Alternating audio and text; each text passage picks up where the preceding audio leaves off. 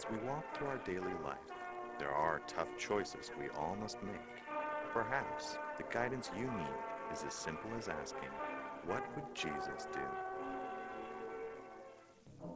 When Joe met Anna, he liked her a lot. She seemed kind and generous, the sort of girl he might like to settle down with one day. A week later, they decided to take a stroll through a park. After a while, some seemingly innocent hand-holding leads them to a shady park bench. Joe is shocked by Anna's forwardness. He knows he shouldn't be doing this, but temptation has gotten the better of him. Now, what would Jesus do?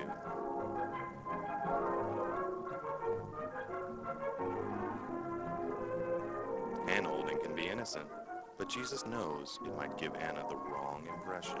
I like you very much, Anna, but I know my touch may entice your lustful impulses. Later, when Jesus and Anna have taken a seat, Anna again tries to tempt Jesus. It's God's will that we should try to avoid sexual immorality, that each of us should learn to control our bodies in a way that is holy and honorable, not like the lustful heathens. The Lord will strike down each of them with terrible vengeance until they become... When Anna leaves, Jesus is upset. He liked her a lot, but ultimately, he knows she wasn't the right woman for him. Now we find Joe at the home of his good friend, Martin Grasser. An afternoon spent watching television and sharing camp stories leads to something more sinful. What Joe hadn't known before now was that Marty and his friends were bad apples. In fact, Marty is a reefer addict. Joe knows that Mary Jane is addictive, but unfortunately, in trying to fit in, Joe inhales, leading him a step further into depravity. Now, what would Jesus do?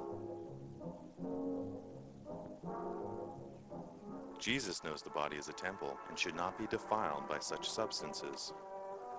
The kingdom of heaven may be compared to a man who sowed good seed in his field, but while his men were sleeping, his enemy came in and planted weed among the wheat.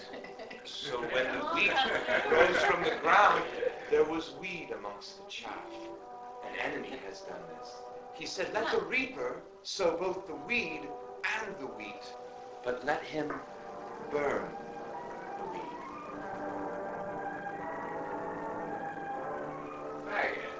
Jesus is hurt that his friends do not share his aversion to such defilement. Perhaps these are truly not his friends after all. Let's look at another example. On his way to the market, Joe decides to take a shortcut. Little did he know that danger was waiting just around the corner. Excuse me. What'd you say to her? Excuse me? You pile of turd! You pile of turd! Joe feels the bitter sting of anger. He knows that violence is wrong. You rat-leafy, elephant-looking pile of turd! Sinful wrath wells up in Joe, causing him to fight back. Now, what would Jesus do? Jesus knows that truly loving your neighbor might cause you pain and suffering. Bless you, my child. I meant no offense. What did you say to her? I said, bless.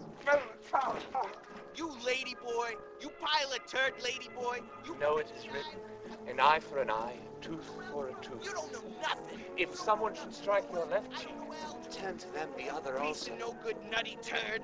Ugh! Bloody blah, beard boy! You must rid yourself of all these things. Anger, rage, malice. You piece of crap! Harsh language! Faggot! You might be beat up, called names, and otherwise humiliated, but in the end, when you are called up to heaven, you will have the last laugh.